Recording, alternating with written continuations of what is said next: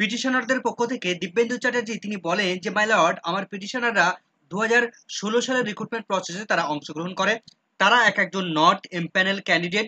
তো এই মামলার পিটিশন করা হচ্ছে প্রাথমিক শিক্ষা পর্ষদ এই রিক্রুটমেন্ট প্রসেসে তারা 5% এডিশনাল প্যানেল প্রিপেয়ার করেনি। তো এই প্রিপেয়ার করার জন্য 5% এডিশনাল প্যানেল তৈরি করার জন্য আমরা আবেদন জানাচ্ছি। এরপর দিব্যেন্দুবাবু প্রাথমিক রিক্রুটমেন্ট রুলস 2016 তার রুলস সেখানে খুঁজে বের করেন এবং তিনি বলেন যে প্রাথমিক শিক্ষা পর্ষদের যে রুলস রয়েছে, রুল 8 এবং তার সাব রুল 6, সেখানে তিনি পড়ে শোনান যে প্রাথমিক শিক্ষা পর্ষদ মেন যে প্যানেল প্রিপেয়ার করবে তার সঙ্গে এডিশনাল 5% প্যানেল তৈরি করার প্রভিশন রয়েছে সেই রুলসের মধ্যে সেখানে বলা আছে।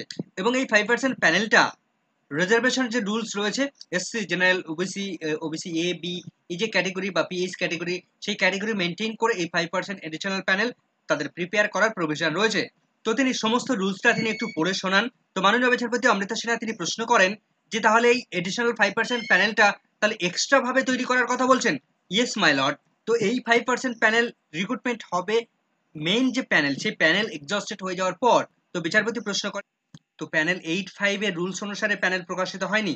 তো দিব্যেন্দু বাবু বলেন যে নট বিন এক্সস্টেড। বিচারপতি বলেন হ্যাঁ ঠিক আছে, সেটা প্রকাশিতও তো হয়নি, যেটা ইতিপূর্বে ডিরেকশন দেওয়া হয়েছিল, যেটা বর্তমানে ডিভিশন বেঞ্চে পেন্ডিং অবস্থায় রয়েছে।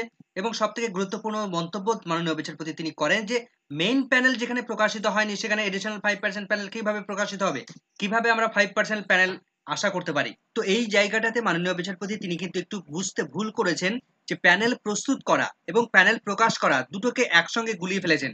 যে মেন প্যানেল সেটা প্রিপেয়ার হয়েছে, সেটা প্রস্তুত হয়েছে, সেটা স্টেট ওয়াইজ প্রকাশ পেয়েছে কিন্তু ডিস্ট্রিক্ট ওয়াইজ প্রকাশ পায়নি। কিন্তু এডিশনাল যে 5% প্যানেল সেই প্যানেল প্রিপেয়ারই হয়নি, সেটা তো প্রকাশ হওয়া দূরের কথা। তো দিব্যেন্দু বাবু বলেন যে প্রাথমিক শিক্ষা পর্ষদ তাদের রুলস অনুসারে এই 5% প্যানেল তারা প্রিপেয়ারই করেনি।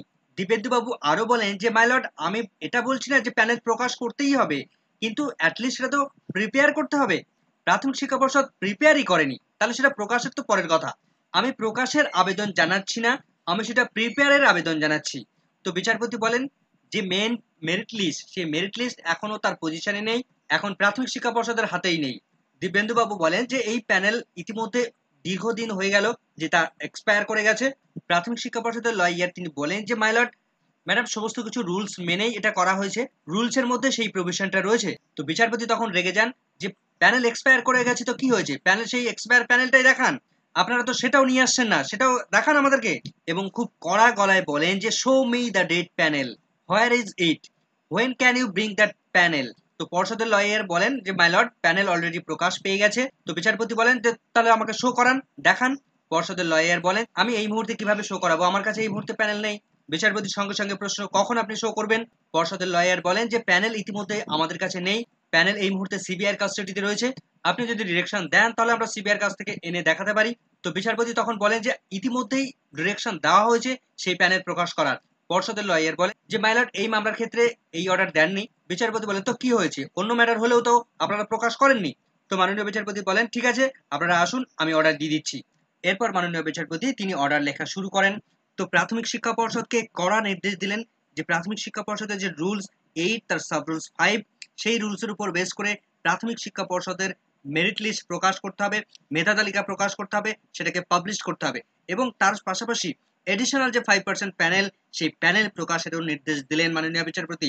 অর্থাৎ এই মুহূর্তে সব থেকে বিগ আপডেট যে প্রাথমিকের এডিশনাল 5% প্যানেল সেটাকে প্রকাশ, সেটাকে রেডি করার নির্দেশ দিলেন মাননীয় বিচারপতি।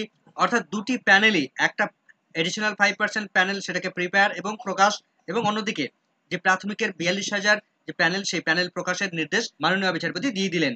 তো পরবর্তী শুনানির জন্য 30শে জুলাই এই মামলাটি নির্ধারণ করে দিলেন মাননীয় বিচারপতি। তবে এই মামলার একটা মামলা পরেই আবার একটা এডিশনাল 5% প্যানেল প্রিপেয়ারের আরেকটি মামলা ছিল।